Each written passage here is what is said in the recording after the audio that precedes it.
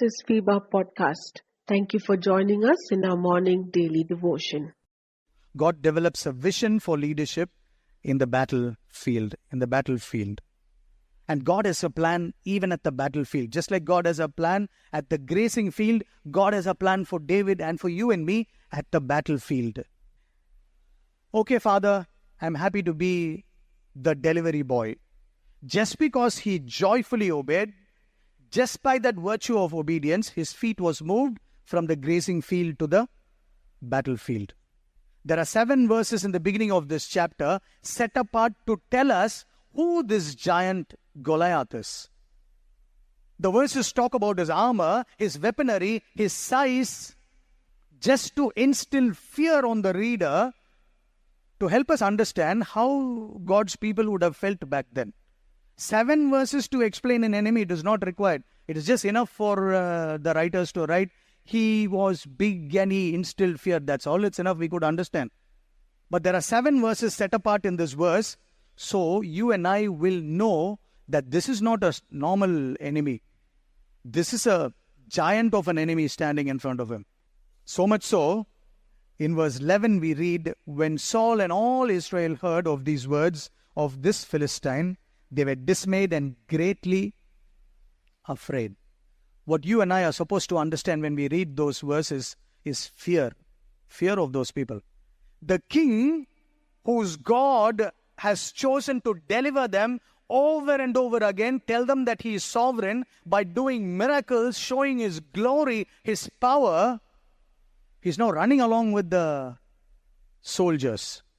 These trained people, all their eyes could see fear when an enemy was there in front. But David's eyes does not see the same. David's eyes does not see the same. Here's a young, handsome and ruddy boy. That's how this chapter defines David. Handsome and ruddy. But this young and ruddy boy's eye doesn't see the fear that all these trained men were seeing. David's eyes saw God's glory being desecrated, and therefore he says, who is this uncircumcised Philistine? Uncircumcised as in the one who's not even in the covenant, who doesn't even know God.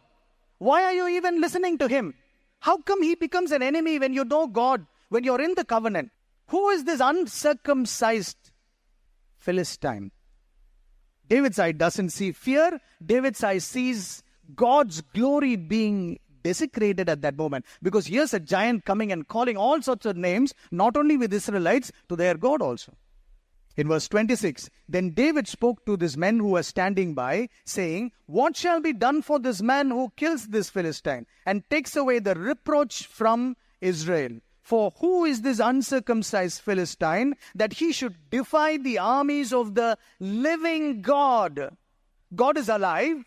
And why are you guys so scared about? What are you guys scared about? What is about this enemy that threatens you? We too have big giants in our lives, right? Giants that are slowly lurking around. For many of us, they are not reality. We have those, if this happens, then my life is gone. That giant is sleeping now. When that giant wakes up, it becomes this Philistine, big giant in front of our lives. We don't know how to handle. We are terrified.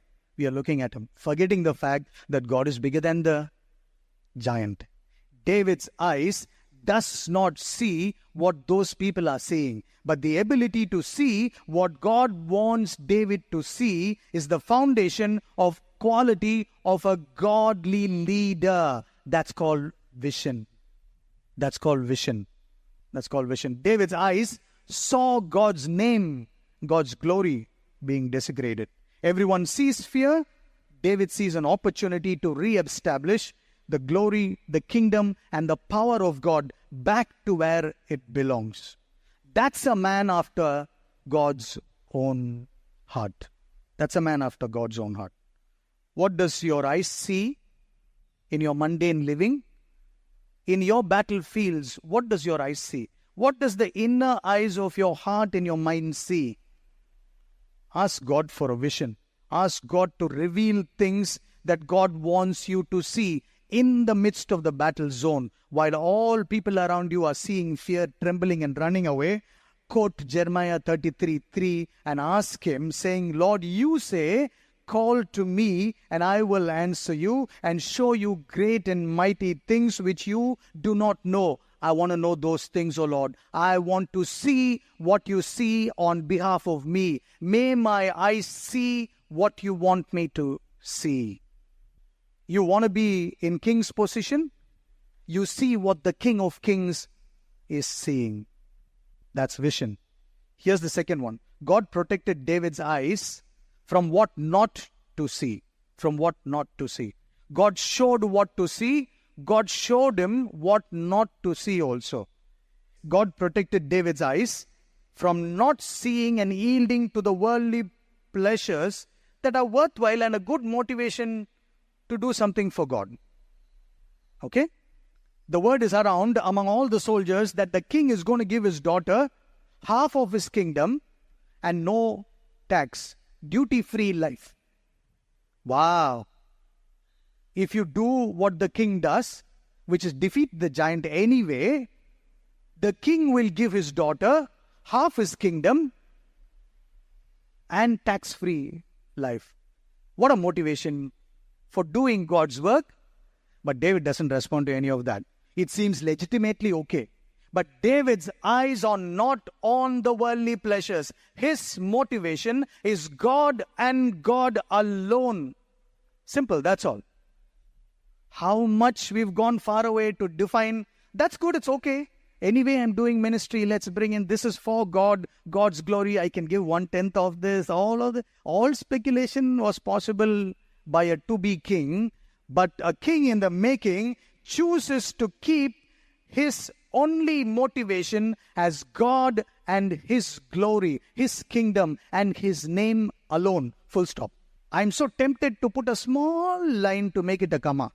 When God becomes your only motivation and nothing else satisfies this longing, that's called virtue. That's called virtue. That's what God is looking in a king. What is worthy of your fight in this world? Let me ask it in another way. What is worth fighting for in this world? What are you currently fighting for? God develops a vision for leadership in the battlefield. Dear listener, we are here to stand with you in your time of need. We want to pray with you and for your prayer request. Do you need someone to talk to? We are here for you. Call us or send a message at +91 636 425 2164 +91 636 425 2164. God bless you.